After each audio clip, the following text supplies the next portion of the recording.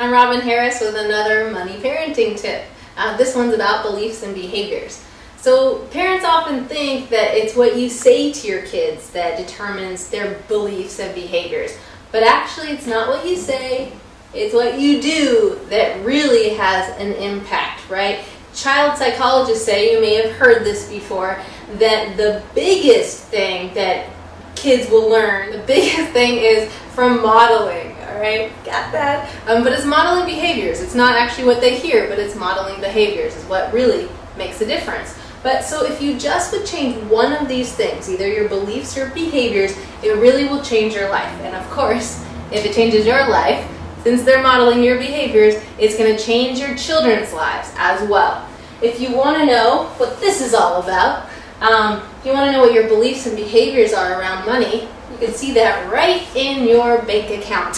So the money that you have, actually, whether you have nothing or whether you have millions, really has to do with your beliefs and behaviors are around money, right? Makes sense if you really think about it. So let me share a little bit of my beliefs and behaviors around money. And I got this particular one from my dad, although lots of these beliefs come from my parents. So here's one.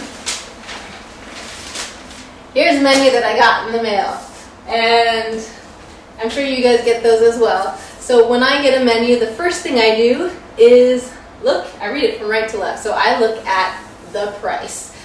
So I don't actually look at what I want. First I look at how much it costs. So if I see something that's $12 versus $15, $18, or $24, first I'm going to find out, what do I get for 12 bucks? Because I'm just really focused on the price there.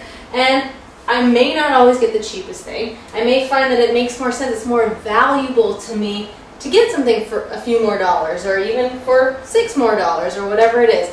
But oftentimes I will look at the price first, actually every time, to be honest, and then I will determine what I want. So how is this belief and behavior going to impact my kids? I have to think about that, because it is. And if I think about, well, how did I get this from my dad? Did he sit me down and say, Robin, this is how you read a menu. You start with the price and figure out what you want to eat? No, he didn't exactly teach me this by showing me. He did it, so I did it. So that's how we get our beliefs, mostly from our parents.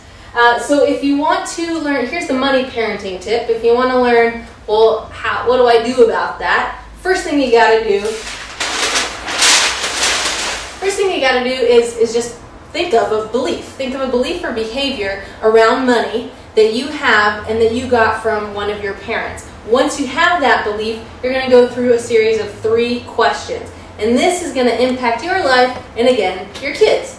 Number 1, ask yourself, how is it serving me? How is it serving you? Right? So when I asked myself, how is this serving me? I thought, well, I don't really value going out to eat that much. And to me, eating something, oftentimes it costs 12 bucks versus 15 versus 18, doesn't really make a difference. I have just as much of an experience eating something for cheaper. So I'm fine with that. So that allows me to save more money. And it serves me in the sense that by saving more, I can buy something else that I value more, perhaps, than food, right? So the second question you want to ask is, well, how is this holding me back? Because we want to get really clear on our beliefs and our behaviors and how it's impacting our kids. So we got to ask ourselves that difficult question. So be honest, and I had to be honest with myself. And I thought, well, the truth is, even though it helps me save money, it really is a scarce mentality. And, we hear it over and over again about how abundance, if you have this abundant mentality, and if you can pass that to your kids, think how they'll act, right? But if you have this abundant mentality, you attract more. You get more, whether it's money, whether it's health, whatever it is. Abundance in your life is actually a very positive thing. So to really look at the price every time I go and eat out is kind of holding me back, because it's scarce mentality versus an abundant mentality.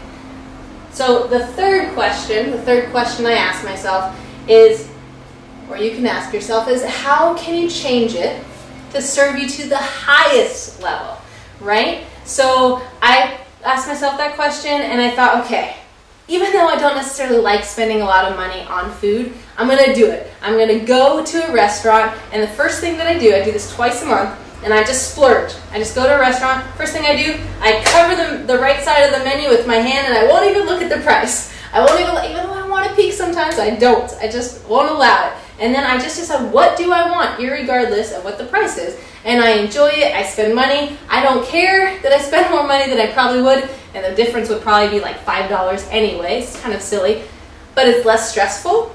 It's more abundant, more exciting, more fun. And if I'm doing that around my kids, how is that going to impact them? They're not in the scarce mentality, so it really provides abundance. I'm still not taking away my belief about saving, but it does provide that abundance that is really necessary to grow your money and to help your kids be more financially responsible. So again, if you change one thing, like your beliefs or your behaviors around money, it's going to change your life. Right? We've heard it, now you've heard it again and again. It's going to change your life, it's going to change your kids' life because it transfers to them. So I hope to see you at one of my live events where you'll learn the 7 steps of money parenting. This is just a tip. You'll learn lots of tips as well, but there are actually 7 steps to money parenting and how to raise financially responsible kids. So I hope to see you there. Again, you change one of these things, your beliefs or your behaviors, you change your life, and you transfer that to your kids. Thanks for tuning in. Again, I'm Robin Harris, and I'll see you for the next money parenting tip.